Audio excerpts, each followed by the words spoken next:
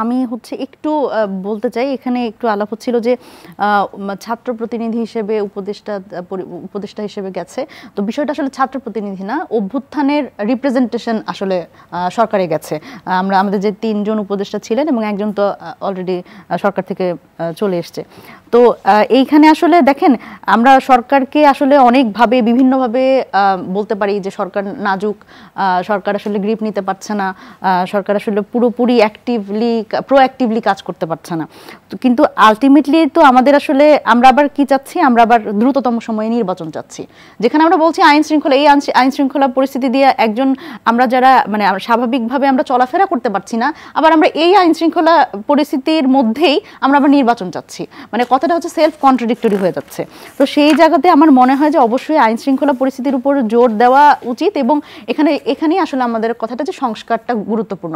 এবং দেখেন, খুব গুরুত্বপূর্ণভাবে আমাদের রাজনৈতিক দলগুলো একটা জিনিস খুব অ্যাভয়েড করে যায়, যে তারা আসলে মানে স্বাভাবিকভাবেই গত 15 বছর দেখেছি জনবিচ্ছিন্ন একটা সরকারকে আমরা দেখেছি।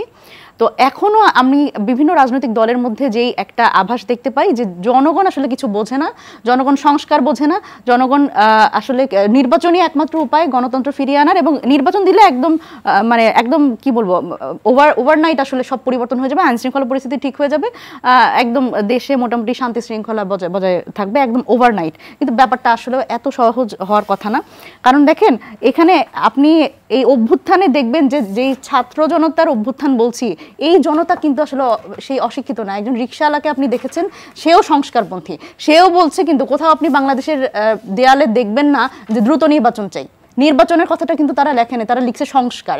এবং এই সংস্কারের কথা আমরা যে তরুণ যারা আসলে এই একটা অভ্যুত্থানের পরে দেখেন, বাংলাদেশে কোনো অভ্যুত্থানের পরে কিন্তু রাজনৈতিকভাবে আসলে কেউ সেই গোষ্ঠী, বিপ্লবী গোষ্ঠী, তারা কিন্তু এগিয়ে আসেনি একটা মূলধারা রাজনীতিতে। কিন্তু এই আসলে আমরা এই সাহসটা দেখিয়েছি, এই রিস্কটা, এটা অবশ্যই রিস্ক এবং দেশের জন্য দায়বদ্ধতা আমাদের উপর দায়বদ্ধতা, যেটা আমরা ফিল করছি যে একটা সংস্কার একটা রাজনীতি আমরা করতে চাই, এবং এই রাষ্ট্রের গুণগত পরিবর্তন হতে হবে।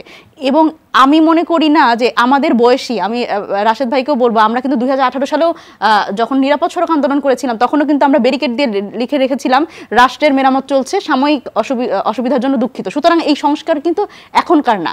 অথচ আমরা যদি গত 7-8 বছরের কথা বলি, আমরা যখন মাঠে বিভিন্ন সময়ে আন্দোলন করেছি, তখন কিন্তু আমরা বিএনপির মুখেও শুনেছি যে একটা সংস্কার দরকার। তখন কিন্তু রাষ্ট্রের গুণগত সংস্কার কিন্তু বিএনপি চেয়েছে, কিন্তু এখন আলটিমেটলি তারা কেন চাচ্ছেন না এটা আমি জানি না। এখন এই জায়গাতে আসলে আমার মনে হয় যে এই রাজনৈতিক বিভক্তির জায়গা থেকে বাদ দিয়ে বাংলাদেশের স্বার্থ নিয়ে আমাদের কাজ করা দরকার। এবং এই সাধারণ মানুষ দেখেন, এখন আর আসলে একজন রিকশাওয়ালা চায় না যে তার ছেলে রিকশাওয়ালা হোক, সে চায় তার ছেলে বিশ্ববিদ্যালয়ে পড়ুক, সে চায় না যে এখন মানে রিকশাওয়ালা বলেন, একজন চা বিক্রেতা বলেন, সবাই কিন্তু নিজের অধিকার নিয়ে, এক্স্যাক্টলি তার ভাগ্যের পরিবর্তনটাই তারা চায়। কিন্তু সেটা এখন ধরেন আপনি যখন তৃণমূল পর্যায়ে যাবেন, তখন কিন্তু আপনি অনেক সময় এই কথা বলা হয়, দেখেন আওয়ামী লীগও দেখলাম, বিএনপিও দেখলাম, আমরা হচ্ছে নতুন কাউকে চাই। এই বিকল্প কে, এটা কিন্তু মানে অভ্যুত্থানের মাধ্যমে আমরা আসলে দেখতে পেয়েছি।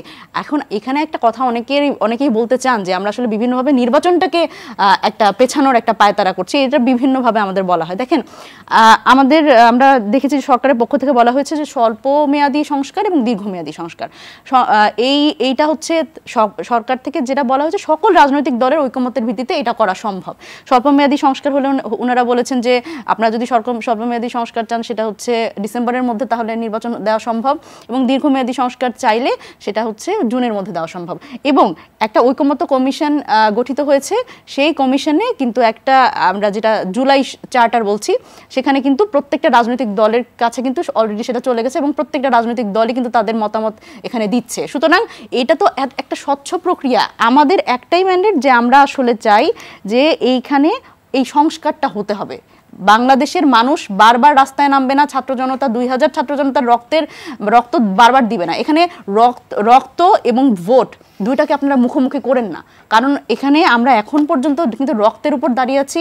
আপনারা এখনো হাসপাতালগুলোতে গিয়ে দেখেন আমাদের আহত ভাইরা বোনরা তারা কাতরাচ্ছে।